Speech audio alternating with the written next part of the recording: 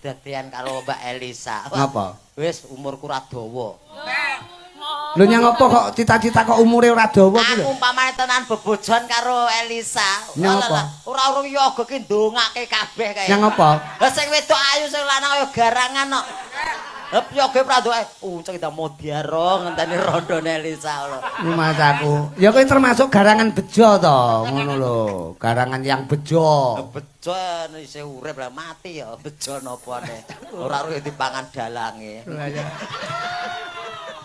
Kowe tenan kurang ajar kowe Mas aku. Muga-muga kowe terus kan jeneng perkan jeneng kejane bubuh. Krungu ora? Hah? Krungu ora? Gak omong apa mau. Lah bodhek kowe iki. Lah aku lho. Bodhek kok bodhek iki lho. Maksude kowe iki obat pilek lho, obat mumet lho bodhek.